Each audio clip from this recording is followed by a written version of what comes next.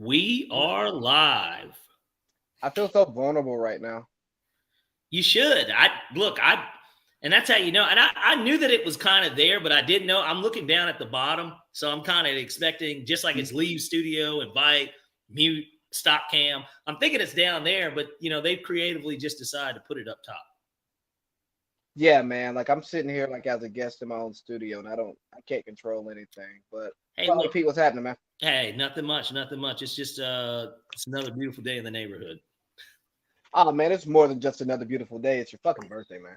Yeah, it is. It is. But I'm not a big birthday celebrator. I never really have been. Okay. From the time that I was a kid, and I'm not going to say a lot of this has to do with school, but typically my birthday is always during school. So unless it did fall on a weekend,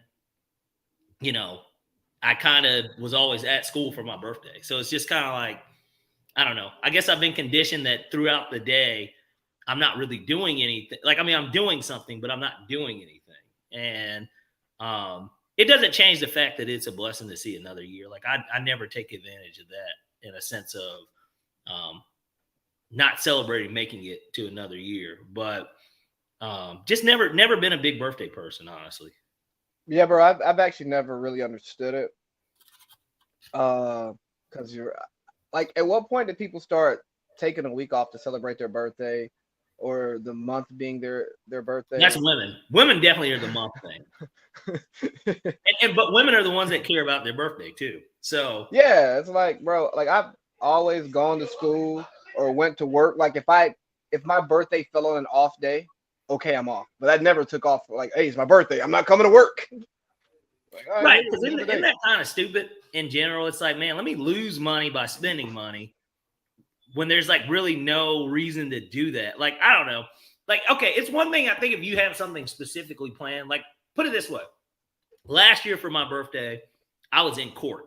Like I was in court on my birthday last year. It was for something, I forgot exactly. I got into a car accident and it was for that. But I was in court on my birthday and I went to Tokyo like a couple days later as a birthday trip on like somewhat of a silent retreat. But I guess I guess that's just how insignificant when it comes to the birthday, the celebration aspect.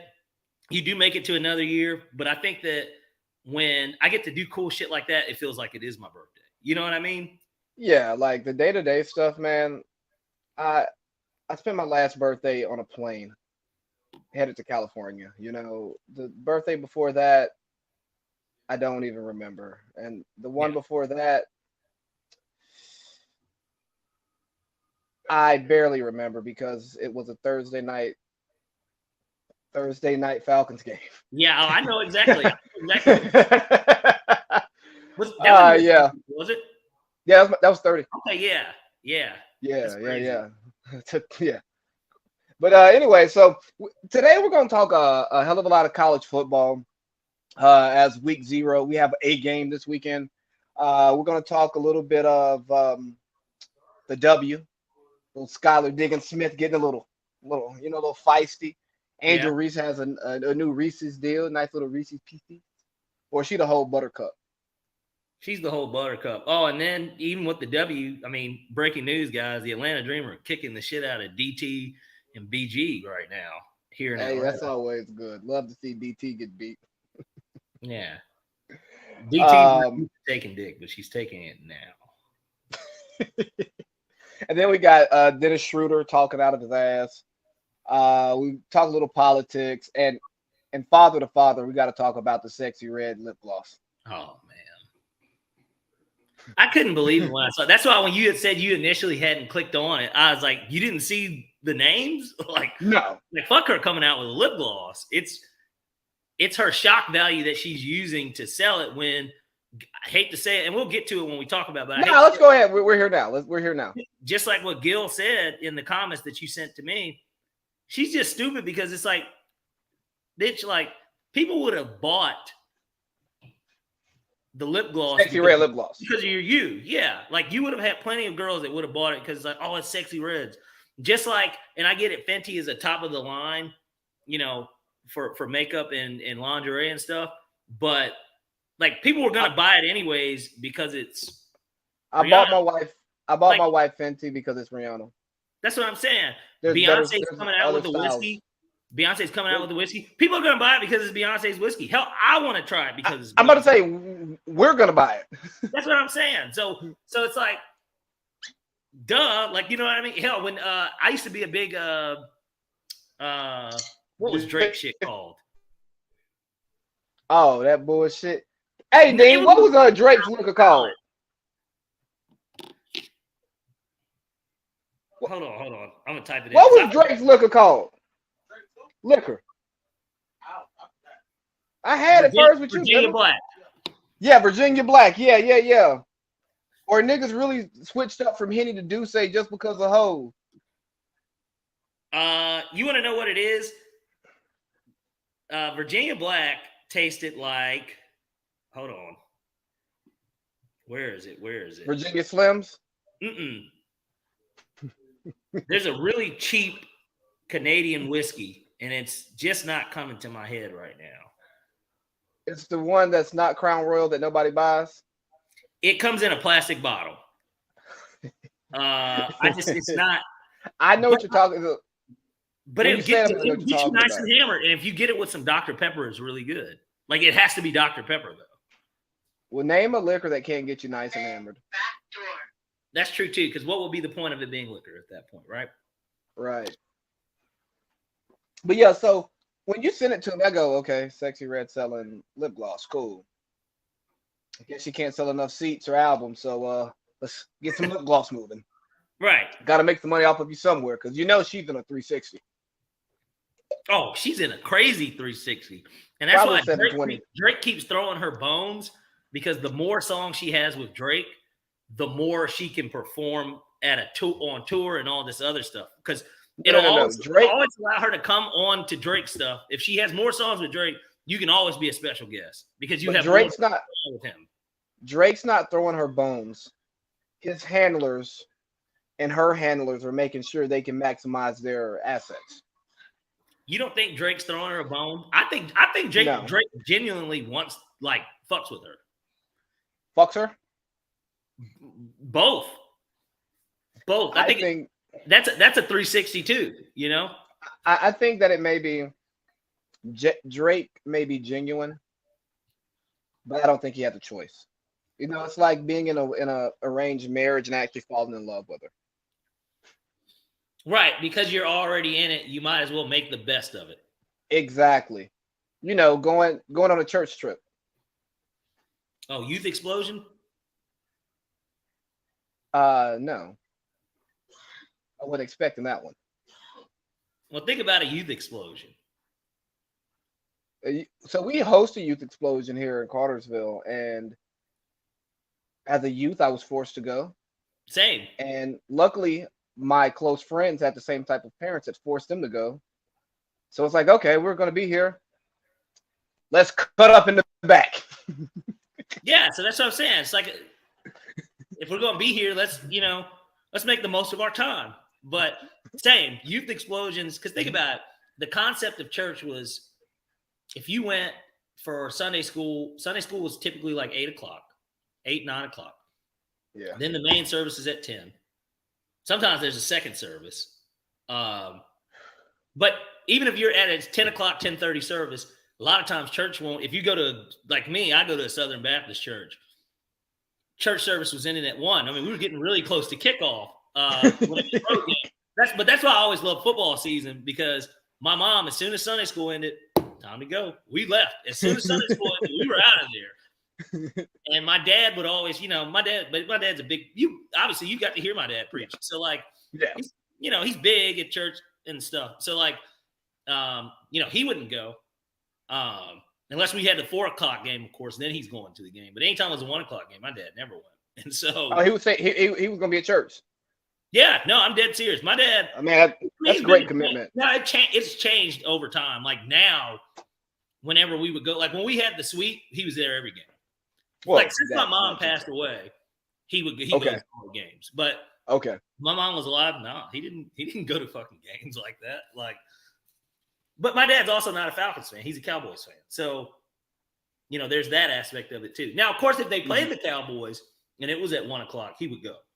Like they are this year. Yeah. But that should be at 4. That's always the game that my dad goes. He will always go to the Cowboys game. But so let's get back to Sexy Red, right? I think she's an industry plant, and she's here to taint Black America. She's here to influence our daughters to not be women and want to be wives, so that we can get the nuclear family back in Black America. Yeah, I'm on my ultra conservative Candace Owens right now. So you think that she's here to teach our daughters to be sluts and hoes? Yes. And not shit, and don't ever expect to be shit except for whatever somebody gives you. Exactly. And a man is only good if he gives you money. Well, and then there's going to be plenty of men out there that just aren't going to do that. So now you're forced to always be single, but you're not going to not have sex because you're a slut. So exactly. Yeah. And then we just lose the Black family. Yeah. Well, exactly. You're going to be a single mother, multiple baby fathers. And there's nothing wrong with women that have multiple baby fathers, by the way. I'm not really shaming these women. I know great mothers that have multiple I support the blended family. And when I got to like my almost late 20s, before I like met my wife, I was like, I might end up being a stepdaddy. You start to play the numbers. Get to 30. Chick's not even irresponsible with a kid. Chick got married at 23, got divorced at 27, and has been single for the last 4 years. And you go, you're still an eligible bachelorette. Your schedule's just limited. But it's one of those tough situations because at one point, obviously, I guess I became a dad kind of early. I was 26. I was 25 when my daughter was born. Well, yes, actually, yes. I tell you what, when I found out that I was going to be a father, I was 25. So she was conceived when I was 25. But yeah, I was 26 when she was born. That's not old. It isn't. It's not young. Yeah, that's kind of like normal baby. People have kids. Yeah, that's baby having age. Yeah, and so it's not like you're 16, fucking still playing on the varsity basketball team and telling your girl like, "Hey, man, no, I got this. I'm gonna get a scholarship. I'm gonna get us up out of here." Right. I wasn't Ricky in Boys in the Hood. No, not at all. So, but that's the scary thing, man. Is what booty hole brown, whatever. That's for like nigga. Nut. It's balls. And I want you to think about this too. The vernacular when you're talking to somebody about it. If you're two 16-year-old, 15, 14-year-old girls and you have lip gloss. Now, I don't know who's parents would buy it for them, but let's say they got a little job or something and they buy it on their own. I got that nut on. I got that nut on my lips. Pause. Let me get some of that. Yeah, or let me get that gonorrhea on my lips. I'm gonna put that gonorrhea on his dick. Pause. It's crazy. It is. It's nuts. Like it's not. Nah, it's literally nuts. And that's. Let's just. Who's the target audience?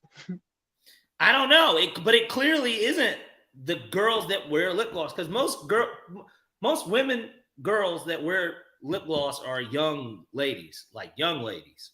I wish I knew a young lady that is literally like I would almost love to ask Julian about it, because this is like around the age like his daughter is putting that on. You know what I mean? I would like to talk to a 25-year-old ratchet chick and say like, "Hey, do you still wear lip gloss?" Because the ratchets, they're not like full into lipstick yet, but like I feel like they wear Carmex. Well, they haven't graduated yet, or either that or some Vaseline. No, there's nothing wrong with Vaseline. If you don't have no lotion, Vaseline saves lives. But yeah, or they just have some dry ass, black ass, weed smoking lips. I'm joking. Braves are giving up the ass. Oh man, sounds like Sexy Red. Sounds like her next line is gonna have something to give up that ass. Fucking or it'll be a tampon or something. Like she'll come out with something else and just incorporate something that's nasty. Sex on my period. Man. Like who? Like I just don't understand your target audience. Yeah, maybe the Shade Room, maybe Jason Lee. Well, right. Somebody that can make money off of talking about it and sell it to other people because you're going to pay them for promo. Like who's gonna like go buy and be like, I got that gonorrhea on. I got that nut on my bro. Yellow discharge. You know, like the discharge when they like the pH balance is off. You know, they may have a little infection going on in there.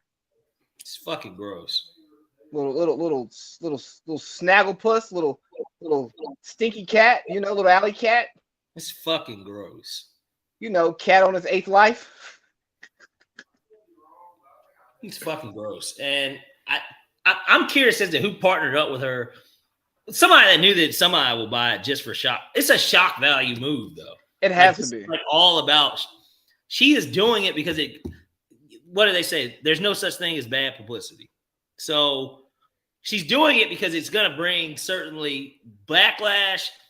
We're talking about it. Like people are going to talk about it because of just how ridiculous it is. So it's like a straight shock value. There's nothing else to it. What do you think Sexy Red's father is? Not here. Do you think he was ever around? You know,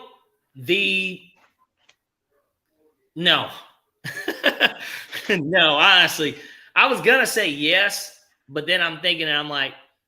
Maybe she was the rebellious one who had a really good dad and just. She might be one of those chicks that had like the stepdad that was present or something. And you know how that can be a touchy ass thing too. If you're somebody's stepdad, there's only but so many boundaries, whether their father is actually not in their life, period, or not. I would imagine, like, if I was a stepdad, like, you're going to follow my rules if you're under my rule, but, like, I also can't really discipline you the way I would want to. Shit, not me. If I sign up for stepdaddy, mama, you and kids sign up for stepdaddy. I'm going to treat them all the same. No, I'm with you. I think it depends on the age, too, because as someone that, to a degree, like I don't consider my dad's wife my stepmother. Like Nigga, you're grown. You're grown. That's different. Yeah, but this is what I'm saying. But even if I was 16 or 15, that's grown. But when does it stop being grown? Because even maybe at 12 or 13, at the same time, I probably would feel the same way. So it's just like. And there's some kids that are 8 or 9, they're like, "You're not my dad," type shit. So, but you know what? Come that point. But I think there becomes a conversation that should be had about respect for adults and authority. Correct. Because no, I'm not your dad. But you're in my house, so you have to follow my rules. I'm the authority figure here. Just like when you go to school, your teacher's not your mom, it's not your dad, but you listen to him. Yeah. When you're playing a sport, the referee's not your mom, your dad. The coach ain't your mom or dad, but you listen to him. Yeah. Same thing, boss.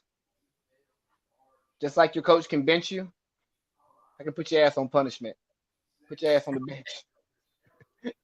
and there's nothing you can do about it. Yeah, nothing. No, you can talk to the assistant coach, aka your mom, and assistant coach can come plead with the head coach. But understand, Bobby Knight threw chairs.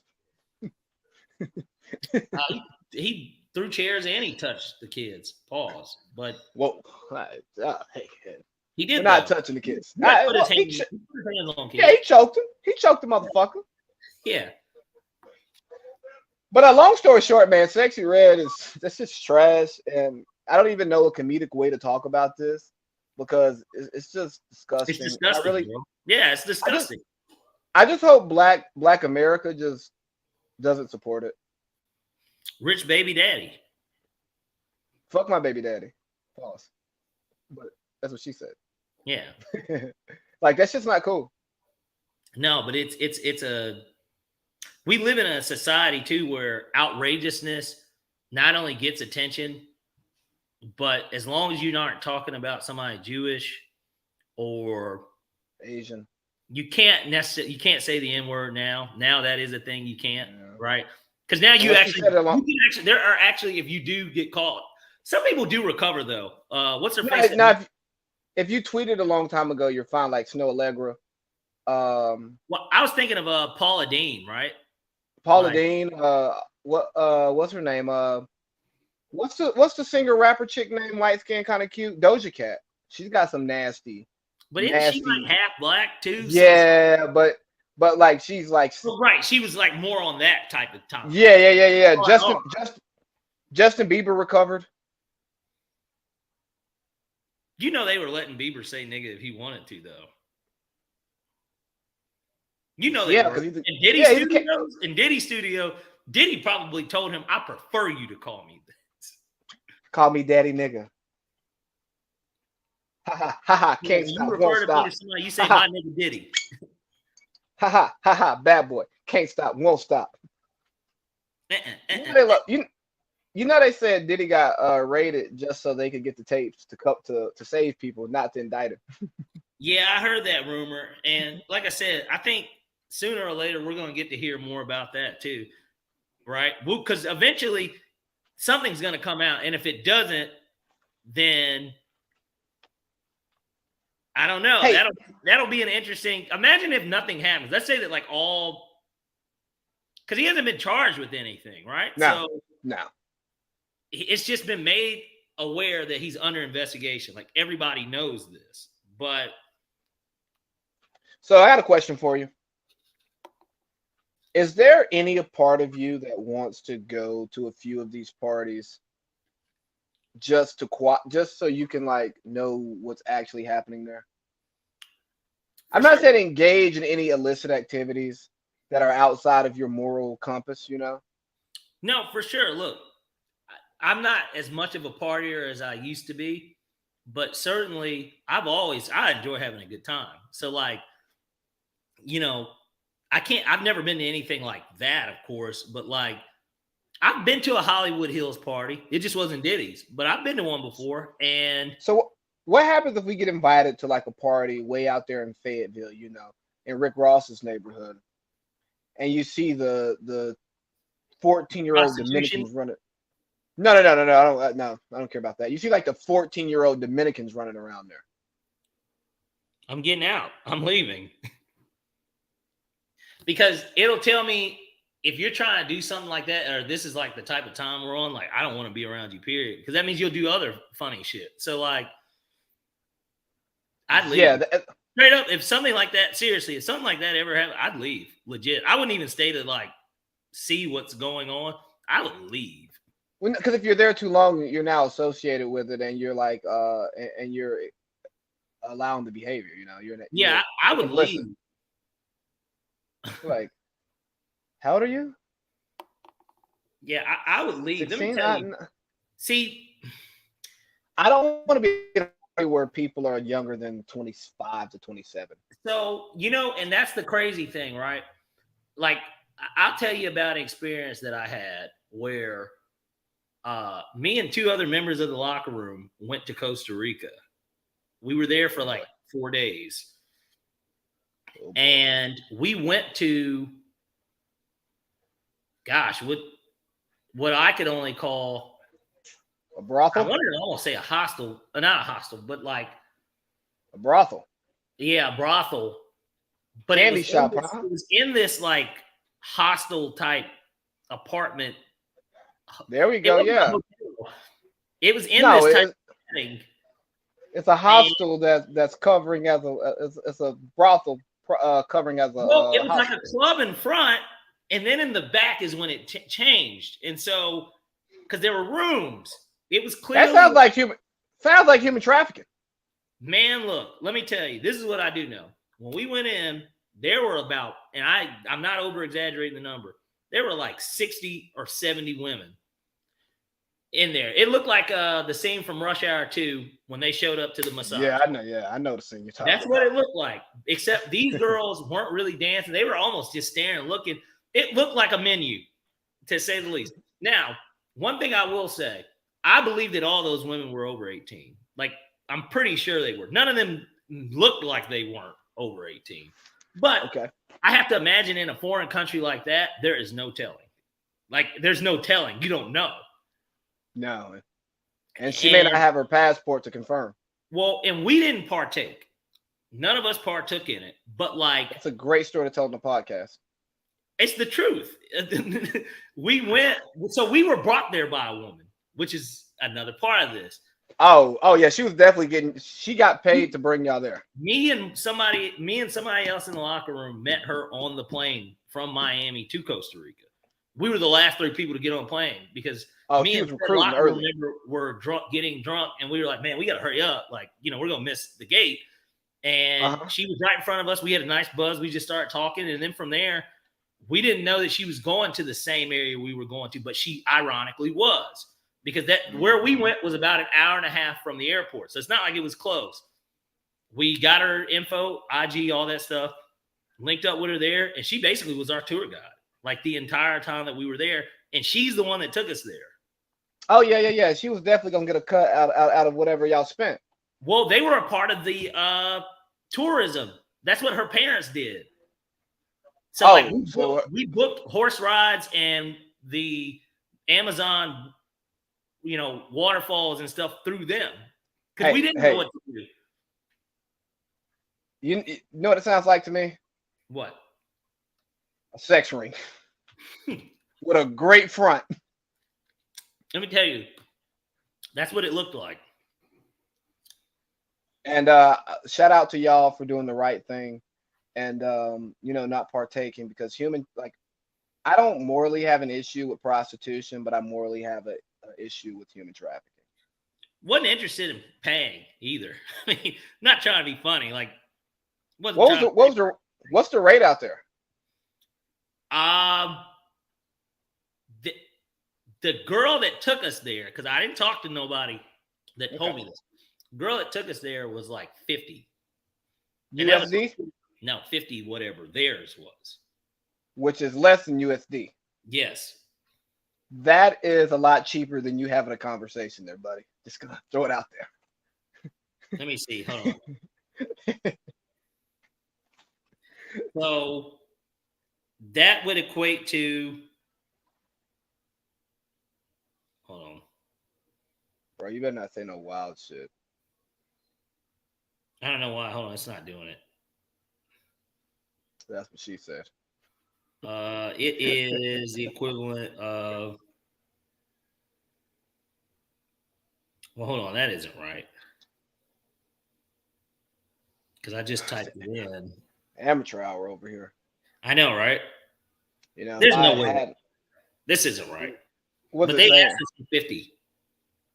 What is it saying? What's your? It's saying $1. I just don't believe that that's the case. Because we didn't have American money. Yeah, so just putting it out there. If it truly converted to $1 United States dollar, your interest in not paying, I hope to God, was a moral or ethical dilemma and not a financial. You want to know what it is? Pride thing. You want to know what it is? Nah, because this is broke. Because I just typed in 500 of that, and it's saying the same thing. So there's just no. Okay. Yeah.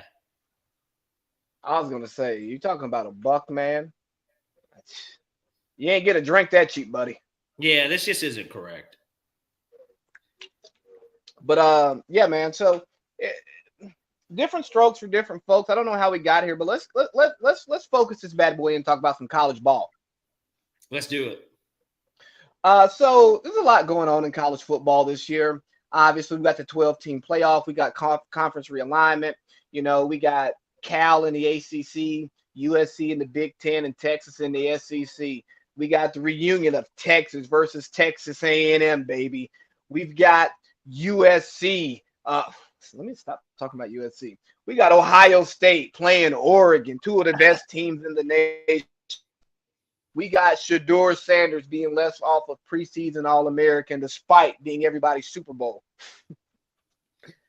And Carson Beck is the Heisman favorite and projected number 1 overall pick. And I don't know how that sits with me personally. As a Georgia fan, we win championships. We don't necessarily win Heismans.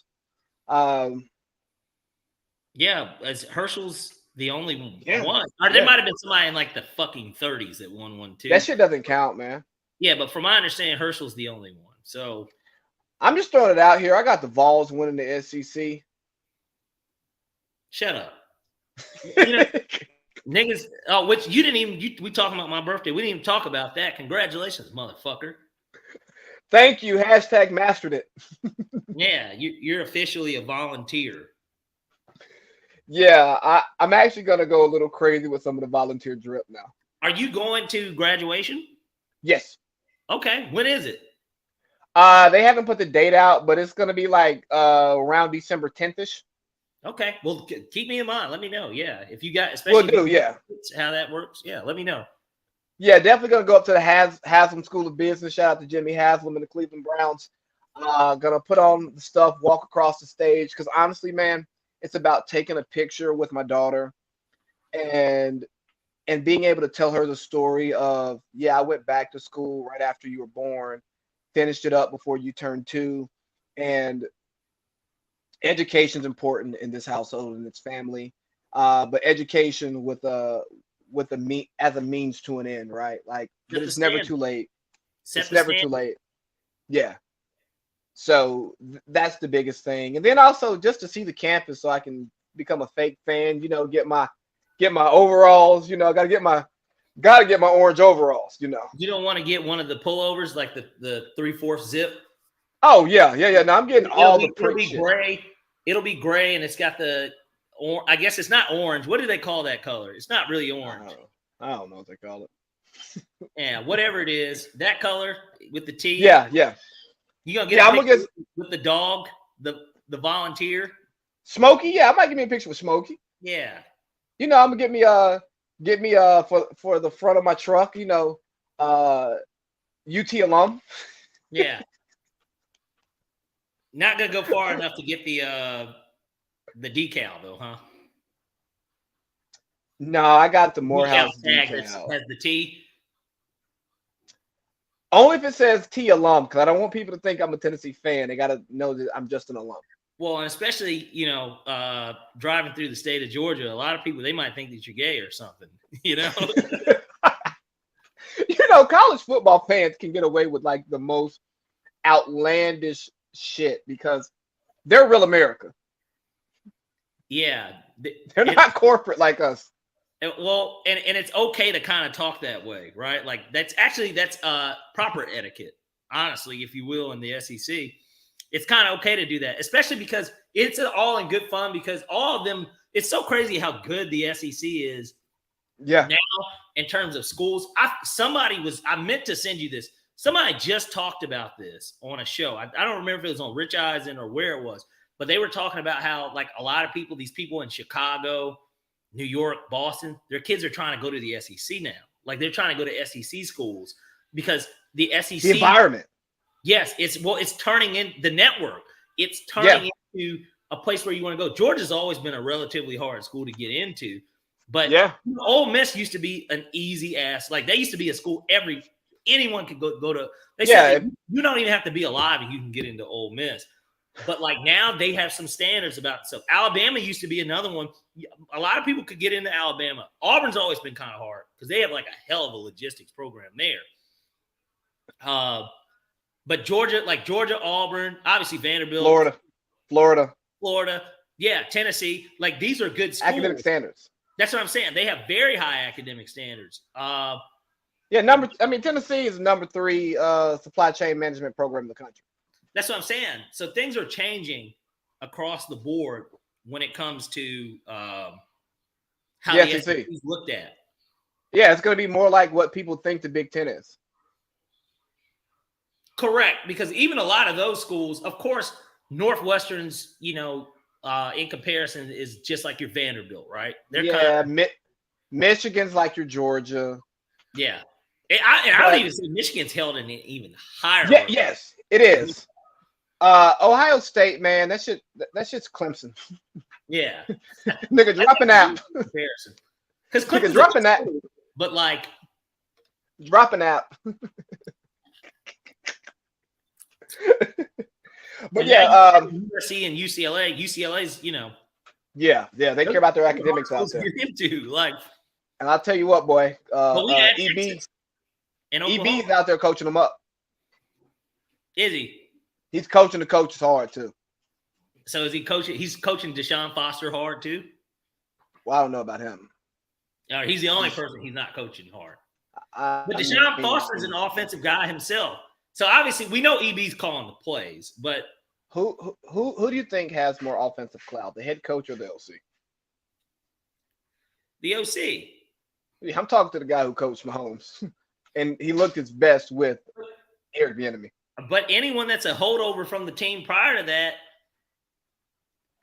I mean, yeah, EB's got a Super Bowl ring, but Chip Kelly has had success in college. He had some success in the NFL, but like he's had multiple stints. Like he coached Michael Vick. Like there's like a mob of motherfuckers that he didn't coach too. Did he coach Cap for the 1 year he was in San Francisco? I think he did. Because he was right after Harbaugh, right? No, Jim Tom Sula. Harbaugh. And then it was Tom Sula. No, I think it was Tom Sula, then Chip. Well, they both lasted for 1 year. So but speaking of the Big Ten and Ohio State, my man Paul Feinbaum said if Ryan Day don't win against Michigan this year, he might be a goner. I believe that is there's facts. I think that makes sense though. If he loses to them again, and they don't, because they can actually lose to them and win the national championship still because of now the 12-team playoff. Right. But there's a good chance he would maybe have to face them again too on that route, and he could redeem himself. And actually, they said because there's no divisions within the conference, how crazy is it that they could play them if they're both, let's say they're both undefeated. I don't think that'll be the case, but let's say they are. Both undefeated, they play each other. One loses, they play each other the next week in the Big Ten championship because now there's no divisions. The other one avenges the loss, and then they're both in the playoffs, and then they play each other again. Like it sets up now to where you can play somebody 3 different times in your conference in 1 year. Yeah, bro, that's crazy. But I think Oregon wins the Big Ten. I think the winner of the Oregon-Ohio State game wins the Big Ten when they play. I'm gonna have to see Ohio State in the trenches and see how the run games change under Chip, and if they have a solid run game, I may change my mind. But Dan Lanning is building an SEC team in the Pacific Northwest with Nike money. He has the blueprint to win on the West Coast, similar to Pete Carroll.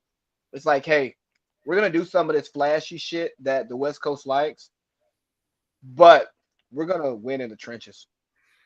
And he's got the inside track on the Southern talent. He can get guys from South Florida. He can get guys from Georgia. He can get guys from Texas. He can get these guys to travel over, of course, because of the Nike Connect, but then just the fact that he, at heart, is truly an SEC guy anyway.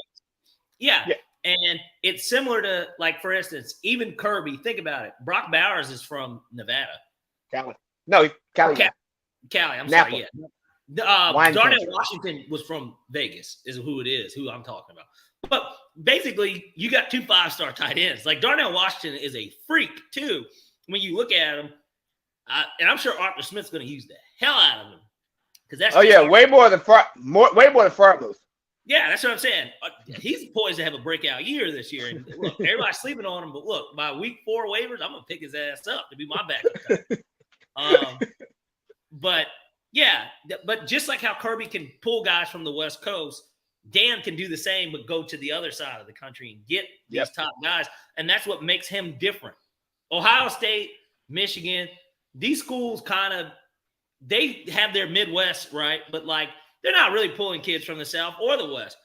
They might get some transfers or something like that. Your Justin Fields, who's my boy that's at Ohio State that they just got from Bama. Downs. Caleb Downs. Caleb Downs. they're able to do that type of stuff, but they're not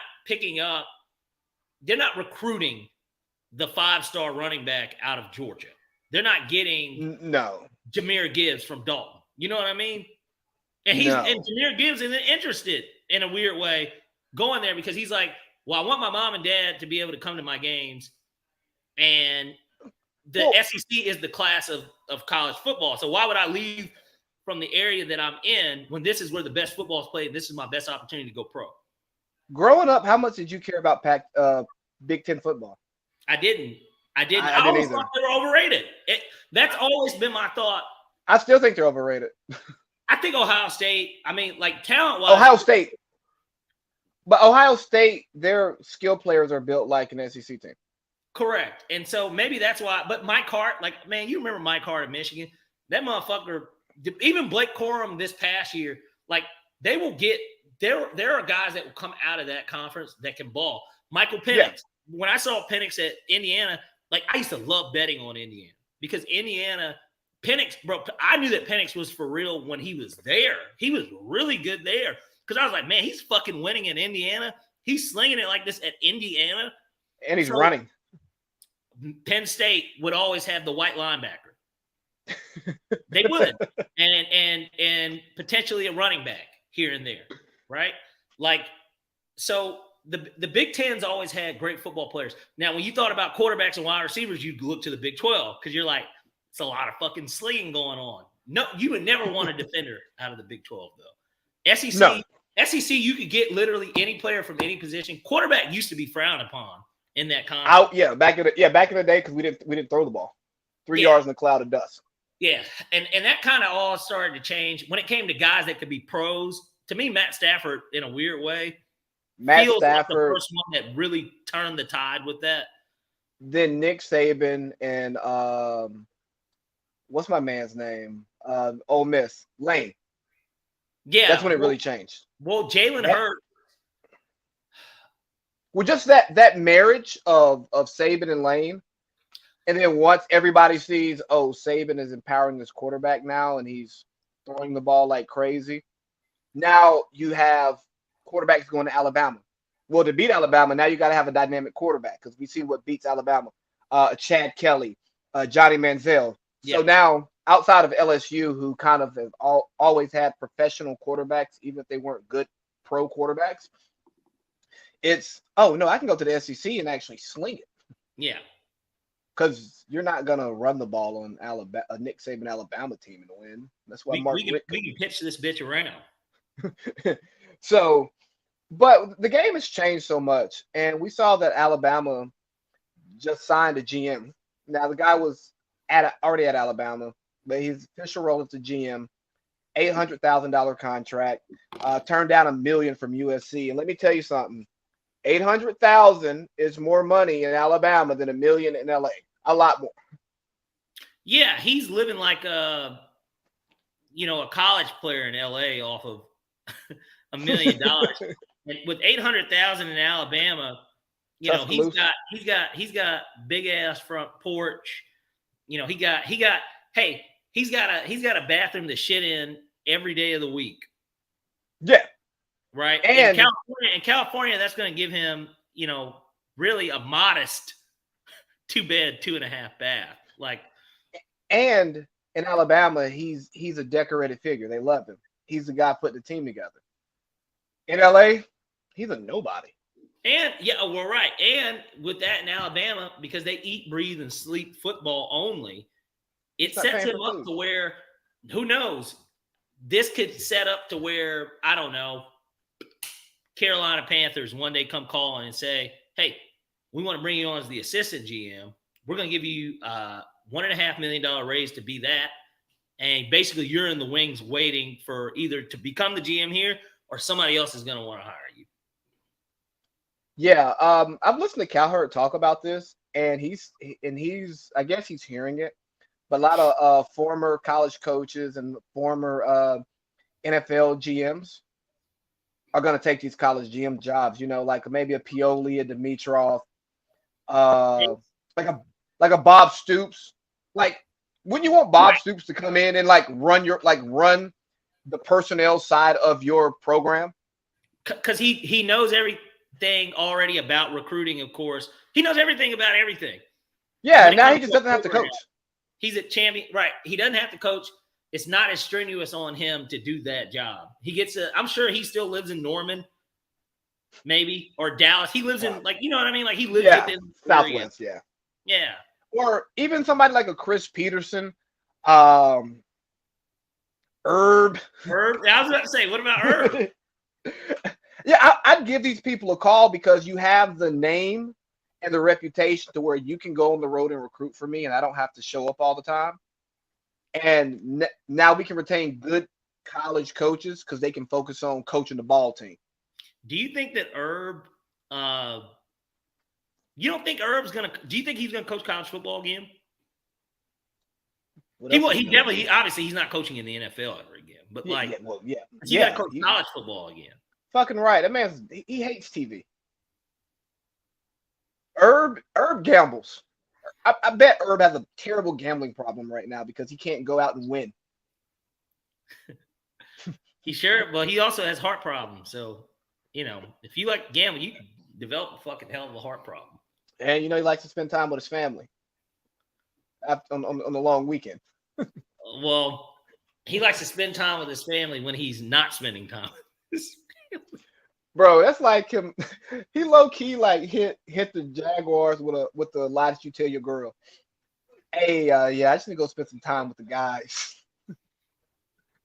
But you're not with the guys. But think about it, this motherfucker. I still can't believe they lose to the Bengals on a Thursday night, and the team flies back to Jacksonville, and he's like, "I'm headed to Columbus. I'm headed to Herbs." Right. And then he goes there. They lose. And remember, I think they lost that game on a game-winning field goal or something. And they lose the game. And was it Joe Burrow?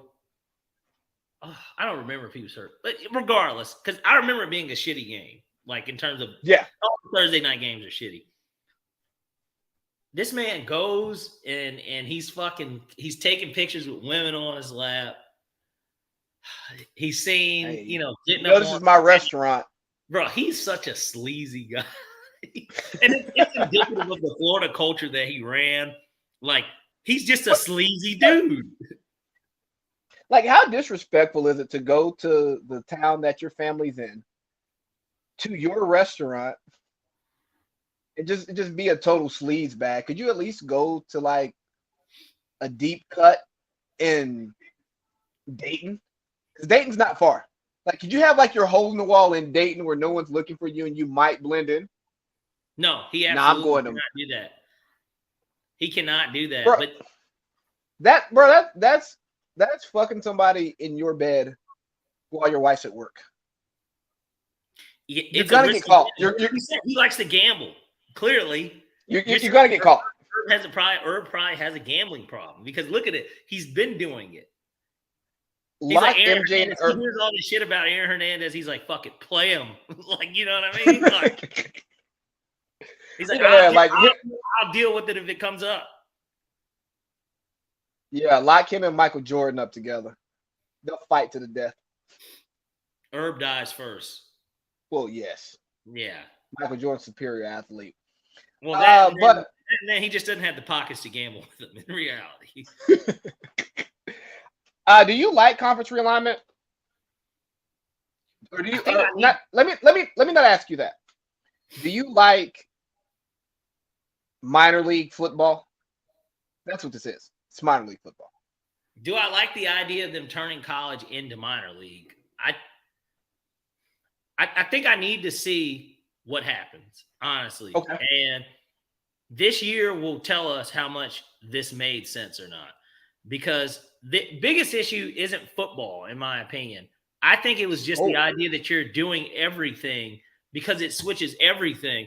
Like, don't you think it's weird that UCLA is going to be playing a basketball game at Rutgers? Like, that's pretty fucking weird that that's going to be a conference game.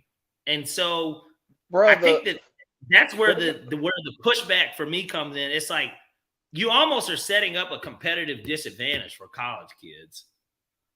And you're gonna damn near have to put these kids on asynchronous online class schedules and give them the UNC degree or the Florida State degree. You're gonna have to put them in these select degree programs in order for them to actually properly matriculate. Imagine a Myron Rolle playing this ACC Florida schedule. You know what I mean? Or Miami schedule, having to fly to Cal. Yeah, right. And then, I keep forgetting that Stanford and Cal got added to the ACC. Another one that just doesn't make any sense. And I get it. It's because everything that anyone cares about for football is on if you're looking at the U.S. map, on the right side of the country.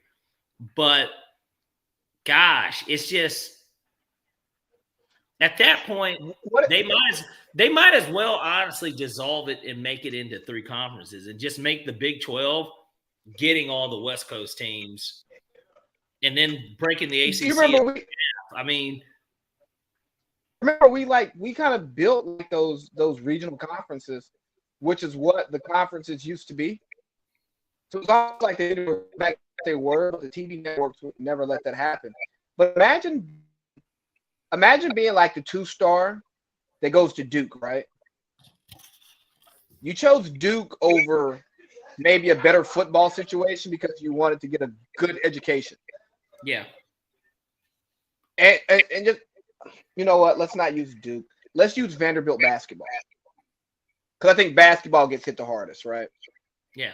Or no, I don't want to use Vandy. Give me an AC. You don't want to use that? No, fuck that. No, you go play basketball at Cal. Cal's not a basketball power. You go hoop at Cal because you want to get that great Berkeley education. You want to get that great Berkeley network. You want to be Jaylen Brown. You're interested. Yeah. And you're traveling across the country in both semesters. Just getting totally fucked in your computer science major. Because you're going to stay out there in Silicon Valley because you're not going to the NBA. You don't want to go to Latvia. You know what I know? It's crazy. Don't you, in a weird way, think that could affect recruiting too? Yeah, because of stuff like that. If you actually are like somebody, let's say you're good enough to be a player there and start your junior and senior year, you don't really have pro aspirations. If it comes knocking, you might answer, right? There's some guys that are good that just don't want to fucking play, but like. I always think of Jeff Samardzija. I don't know why he's the first person I think of. You remember Jeff Samardzija at Notre Dame? Yeah, he could have been a pro receiver. Yeah, he would have been a first-round pick in the NFL, but he decided to play baseball. And I think I get it because he was a receiver, but they listed him at tight end. And like, he wasn't even that big, but like, he was like Brady Quinn's top target. Yeah, I was a Notre Dame. I supported Notre Dame back then. Really? Yeah. Do you remember when they played Georgia Tech on the season opening game? Vaguely. They played Georgia Tech on ABC. I'll never forget. They were ranked number 2. Charlie Weiss's fat ass came out of that Ramblin' Wreck area. And the game was really close because Reggie Ball was the quarterback at Tech at that time. I think Calvin was on the team still too. And it came down to I almost want to say Tashard Choice was the fucking running back. I mean, yeah, Brad, I'm digging deep into Taking it back. Yeah, we're digging deep into Tech lore. Yeah, so, man, and they don't deserve any lore. But, yeah, I just think we're losing, because the TV networks don't care, we're losing the student aspect of it because it's still college and you're still there to get an education. And this is not a farm system for the next level. It is a filter for the next level with added benefits. Yeah.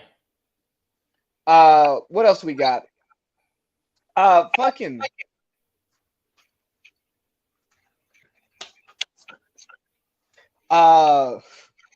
Mike Gundy. Tell your agents to stop fucking calling me. We're playing football now. He said he's done spending money on, done spending NIL money. And you know what? I honestly think there should be a negotiation period.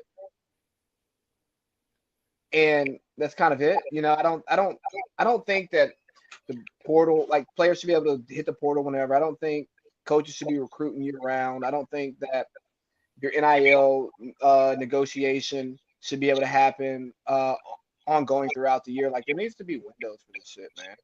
Yeah. There needs to be I agree. It should be treated just like, because like you said, at this point it's minor league. You treat it as if it's the NFL. You're under contract, basically. You know what I mean? Like you're under contract, because that is what this is. You're under contract.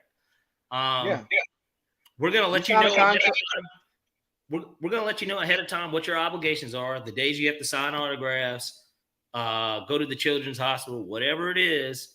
That's going to be a part of this NIL, because that's who's paying you anyway. They're paying you. This is what it is. But I thought at first you were going to bring up the, they have QR codes on their helmets. That's some bullshit, man. Fuck out of here. Is it not kind of innovative? I don't know who's going to all donate to the cause, but I don't. Then again, I also don't know who's going to stop the game to like pull their phone out and like do it. So we're going to treat NFL players like strippers now. Yes. Yeah. Yeah, that's the best way to put it. What's up? Let me see. What else we got to get to?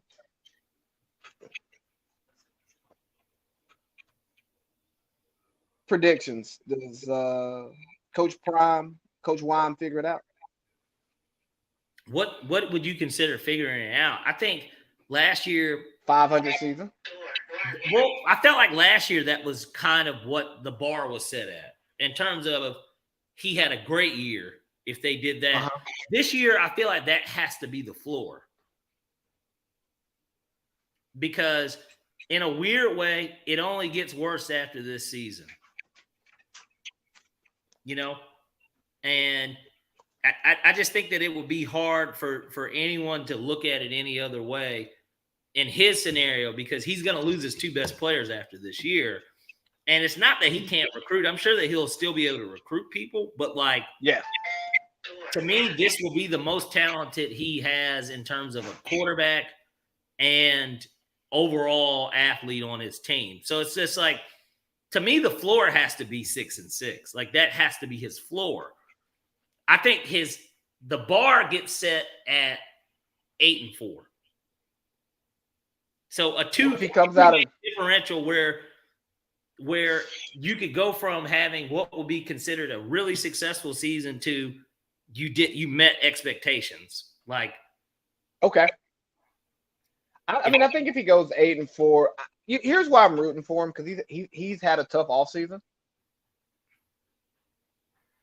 And I don't think it's coaching incompetence. I think he runs his program a certain way and doesn't like certain stuff. And we know that when Dion is rude to a reporter, the story is gonna travel. Yeah. So that's what happened. But I'm looking forward to college. Honestly, I don't know who wins the SEC. I would like to get an SEC championship, but I see us as a 2-loss team. I think we're going to have a lot of 1- and 2-loss teams this year, and they're going to be a really good team. I'd be shocked, honestly, if any team in the Power 5 went undefeated. Can you name one that you just feel confident when you look at their schedule, like they have a legit chance? Ohio State, Big 12. But who? Who out of the Big 12? No, I'm saying Utah. I can't think of a school where, because even when I look at Georgia's schedule, Georgia lost a game last year, right? And granted, it was the SEC championship, but at the same time, we go to Austin, Tuscaloosa, and Oxford. That's a murderer's row worth of games, no doubt. That's a murderer's row worth of games. You shouldn't go 3-0 with that schedule. All you have to do is look at Florida's schedule, and that'll tell you everything you need to know about what the SEC has to do this year. Now, granted, they also have the hardest one. Bama's schedule ain't bullshit. Like, when you start talking about your worst game on your schedule, like it could be Mississippi State, bro, you are in a tough spot. If that's your worst game, like your easiest game, because there aren't really any non-conference. Like for Georgia, they play, I forgot who they play after Clemson. But I'm saying after Clemson, they played like one cupcake game, and that's it this season. They got one get-right game, bro, and it's like against Middle Tennessee or something. Like, That is. I hope we put Dabo out of his misery week 1. I can't. I want to cover. Look, I can't wait to load up on the 13.5. I don't see a world where Georgia doesn't cover that spread. I tell you what. What's that guy's name? Is it Cade Klubnik or whatever his name is? Cade Klubnik, yeah. Yeah. I mean, he would have to come out slinging that bitch like he was Joe Burrow for them to maybe cover. Deshaun Watson. Trevor Lawrence. I mean, he's going to have to come out throwing the ball like that. And I don't see it. Kelly Bryant. Not against that. Not against Malachi Starks and stuff out there. I don't see it. Okay. Like I said, I got Oregon winning the Big Ten. I don't care about the ACC because no one cares. And I'm just looking forward to college football, man. Like, we're back. Anything else big on college football you want to hit? Not directly, I guess, from that standpoint. I guess obviously we could get into predictions in terms of who we think gets in, because let's go round robin. Okay. Georgia, Ohio State, Oregon, Alabama, Liberty. Really?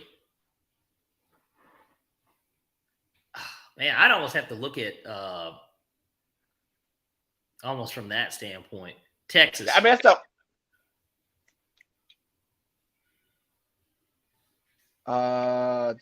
we said Ohio State and Oregon, right? Penn State. Yeah.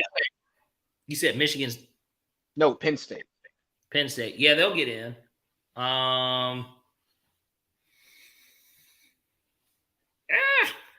Florida State. Utah. Because they're the Big 12 now, right? Yeah. Okay. Notre Dame. This is gonna step on yours. The U. Interesting. You got two. I don't know if two You don't ACCs. think Florida State gets in. No, fuck no. Interesting. Jordan Travis are bust, man. You don't think DJU comes out being the DJU that he was against Notre Dame in his first start at Clemson? I've seen DJU. DJU was good at Oregon State last year. I mean, so like he was good. Like think about it, Oregon State was ranked in like the top 15. Like so. Yeah, he was serving. We know Florida State's more talented than Oregon State. So yeah, but I'll let you have that one. Ole Miss. Ole Miss will get in. That's a good one. Yeah. That's a good one. Yeah, I'm looking forward to seeing what Lane can do because I think Lane can make Jackson a top Dart's 4. a dark horse Heisman to me. In that offense, Jackson Dart's he's a dark horse Heisman guy. Yeah, that's not a bad choice at all. I don't really care about the Heisman, so I couldn't even give you a legitimate prediction. That's always one of the hardest things to predict, though, because there's always somebody that kind of just comes out of nowhere. But I like Daniels. I don't think anybody expected Jaden Daniels to win the Heisman last year. Hell no. I like Oregon to win the Natty, but I want Georgia to win it. Do you think LSU gets in? It's hard for me to root against BK. That's my guy. Yeah. I'm gonna have to see them. You're the only person that has him as your guy too. Huh? I say you're the only person that has him as your guy too. I have to see them the first couple of weeks because I got to see how they replace all the firepower they lost. But I know BK is a hell of a coach. No love for Michigan, huh? No. Orgy's the quarterback. I think Jim, although what's-his-face coached 4 of the games last year, I think that Jim at the end of the day was what built that thing. And this year, they did lose a lot of guys. Because, look, they had a Georgia-type overhaul. And I'm sorry, as good as Michigan is, they don't have the same depth that Kirby gets. Kirby has guys that were ranked top 10 in their state, top 5 in their position on ice for 2 years. So, like, that's who's next. You know what I mean? Like, Carson Beck's a redshirt senior this year. You know what I mean? He sat. Yeah. He sat for 3 years. You know, and Gunner's backing him up. Gunner's backing him up. And he was just a 4-star. But I'm just saying, these are the type of guys that are sitting at Georgia. At Michigan, there aren't very many 5-stars sitting. Georgia kind of had like a full deck of cards of 5s. Like, that's what they have. All right, so let's pivot out to college football because I'm actually on time today. Yeah. We have want to talk about the W? Let's talk about the W. Do you know who's in second place for second place for MVP as far as Vegas goes? Who's second? Caitlin Clark. Yeah. I'm not mad at that though. I mean, are you? I mean, she's not gonna win. She isn't. Yeah, Asia Wilson. It's Asia Wilson's award, but and Stewie, of course, is always gonna be there. But like, Asia's like 27-12. That's what I'm saying. She's essentially being 2000 Shaq in terms of the numbers.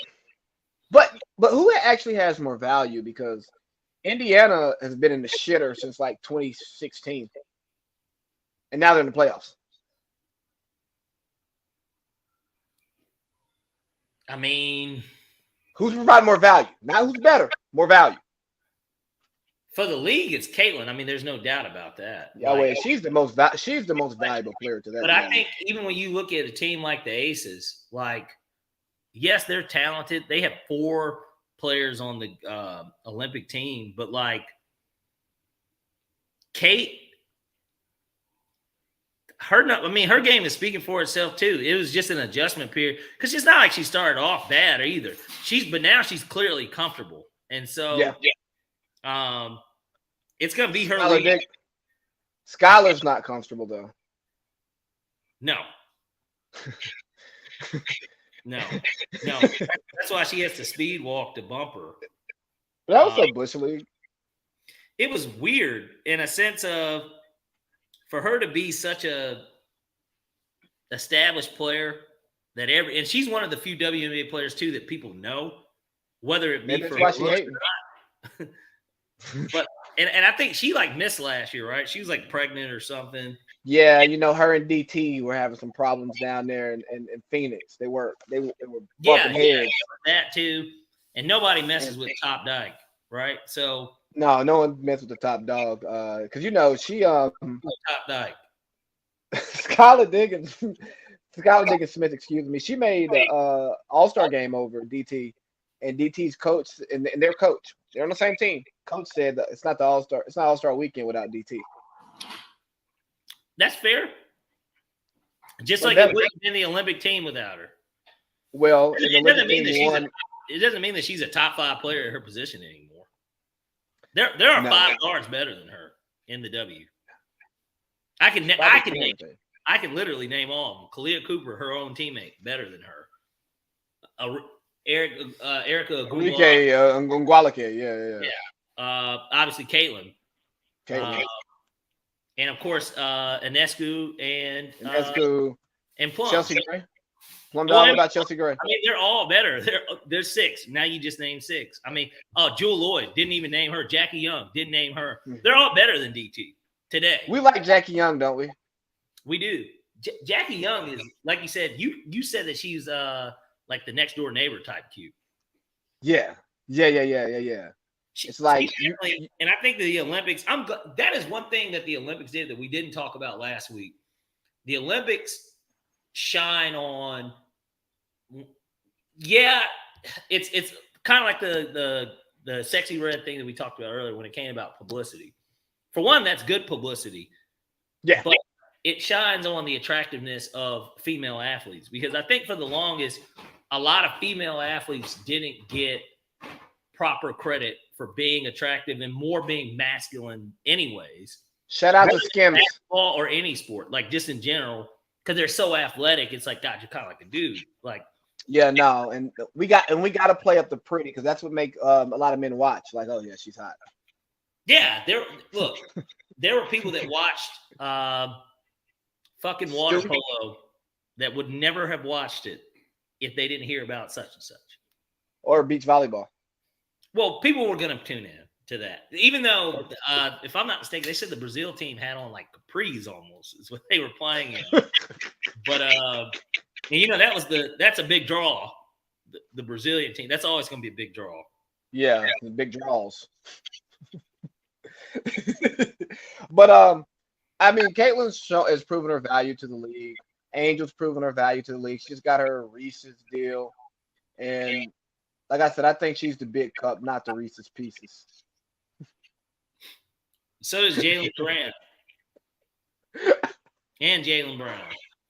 All right, Parlay Pete. Last thing I want to hit, I think. Who else? I know you can name a few more guys. Katie.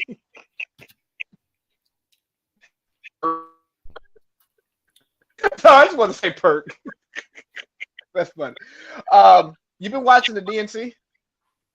I did. I caught a piece of it 2 nights ago, and I watched everything from the Second Gentleman on up yesterday. I watched. Okay, that's good. I haven't watched any of it because I don't care. Once we get off here, too, I'm going to probably check out. Apparently, Bill Clinton is speaking tonight. But that's fiery stuff right there. We need Big Bill. Bill, and of course, Waltz is Coach Waltz. That's what they call him. They call him Coach Waltz. Oh yeah, he's like a high school teacher or some shit, right? He was apparently at one point. Okay, yeah, it's fucking Bootstraps of America. So I haven't watched it. I've seen the clips. We getting the Obeezy clips. We got the They're Not Like Us. Where's the hot sauce? Where's the hot sauce when you need it? Well, that's all you need is somebody to clutch and pull it out and start waving it around. Like being like, it's like, we've had it in here since 2016. This is the same hot sauce Hillary had. Yeah. But it's going to be interesting to watch what happens. I will give the DNC credit for this real quick before you even get into that. I'll give them credit for this. They certainly seem like they have a much more energetic atmosphere than the RNC. Like, no doubt about it. Well, the RNC is angry. Like, Trump is angry. Wouldn't you be angry if you felt like you got cheated out of something? Like, you know what I mean? That's how he feels. He feels like he got cheated, and this is his time this is his redemption story. Somebody tried to kill him. There's a lot of different things that work to me in his favor. But when you listen to the DNC, one of the things, at least I've noticed, and it's true, yeah, Trump, let me tell you, Trump really, I don't think that this would be this close if he wasn't so like image. Like, he didn't like shut his fucking mouth. Like, he talks too much. Yeah. And I think that if he was much more reserved, I think his policies, me personally, I think his policies speak for themselves. Like, and what it is that he wants to get accomplished and how he thinks it would help. Meanwhile, like the DNC, one thing that I noticed, this was the thing. A lot of it was not about policy. A lot of it was about Donald Trump. It was them like just talking shit about him, and then abortion being like the only other thing that they really were talking about. Nobody talked about the economy. Well, Americans don't really care about the issues. I do. Like, I mean, most people only care about 1 or 2 issues. So having focusing on policy is dumb. And it's actually good to see the Democrats pivot because for so long they just talk policy. Hey man, TikTok ain't hearing about your policy. Give them a 2-liner. Well, they not like us. They not like us. They not like us. Sounds like Steve Harvey's helping out. He and Ricky Smiley were paid, according to Dr. Umar. That's what Dr. Umar says. But then that makes you wonder. It's like, so is Dr. Umar pro-Trump? No, he is pro whoever supports black people. If you don't support black people, we're not voting for you. But if he has an issue with Steve getting paid by a black woman, I don't know. What would be the point of calling that out? Saying that they're being bought and they're not giving their true feelings. Unless that money's not going to help Black America. They're the fakers, but at that point, like almost like they're promoting it, but that's not even who they're going to vote for. If that's what he's trying to say, something along those lines, sure. I think a lot of our Black elite advocate for Democrats and vote for Republicans. Agreed. They care about their tax dollars, man. They don't want that wealth tax going up. Well, nobody does. Kamala does. Excuse me, Vice President Harris does. Well, yeah, she wants to share the wealth. She wants more international relations. She wants to get back in the Paris climate stuff. She's not necessarily opposed to what is going on currently, because even that's another part of it too. Everybody, for what everybody talks about Trump, it's been a Democratic-led nation 12 out of the last 16 years. And so, I saw a cartoon type character of like what the media literally said in July. I'm going to send it to you later.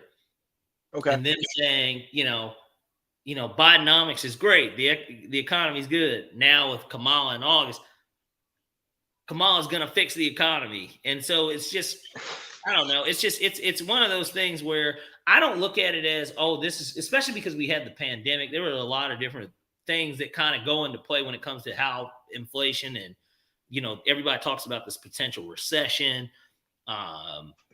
We were due for a recession anyways, and then the pandemic happened. So like, you can't blame politicians for that. Was the response the best? We don't know, because you got to do what you got to do. And when you have like work stoppages, yeah, you know what, government, you got to pump out some money to make sure people can keep what they have. So once the work picks back up, so what happens? There's inflation. It's just going to take a while for it to work its way out. So ultimately, like, we're in a bureaucracy, and it takes stuff so much time to move that, and the system is set up so well that it doesn't really matter who's in charge. We're only going to move so far left, so far right, and there's no true extremes, right? Now I think if you get like the ultra liberal left side in both houses and an ultra liberal president, then you get some weird swings. But even still, like, our society is not built that way. So the Senate's always going to have the filibuster. It's not like they're going to have 62 Democratic senators or 62 Republican senators. So you're always going to have the filibuster to work to force compromise. Exactly, but it's meant to be balanced, right? Like, right. I only care about Supreme Court justices because that lasts so long, and I like a balanced court. I like a 5-4 court. I don't care which way it goes. I like a 5-4 court. Yeah. But that's our politics piece. You got anything else to add? Nothing specific, no. Outside of course, we've got 2 shows coming up technically within the next 7 days. We got the Locker Room Draft Show. Obviously, always excited to show off my talents in that space, and it's gonna be fun. Get everybody in on this too. Is always really a cool thing to do. I know this will only be the second year we've actually done it, but no, it's third. I feel like we always have been on the phone, or there's always been some line of communication when we've done it. Is it just? I think it's the third that we've recorded, that we would be recording. I think so. What is this? We were on the phone. Maybe we did, but like we've done 2. Well, no. So we did 1 draft when I was in Monterey. We took a year off because I was traveling. Whatever. I don't remember, but I think this is the third one we've recorded, maybe not in a row. But yeah, we got the draft on Sunday. Then we're going to have the full-on NFL preview and draft recap next week on Wednesday. Looking forward to it. Hey, happy birthday again, Parlay Pete. And we're gonna go do a team building experience tomorrow. Let's do it. Oh yeah. Well, and then of course there's that. There is that aspect of it. I appreciate you, Lee. Thank you so much for the birthday wishes, and I will see you tomorrow, sir. All right, dog. Sounds good. Okay. All right, brother. Yep.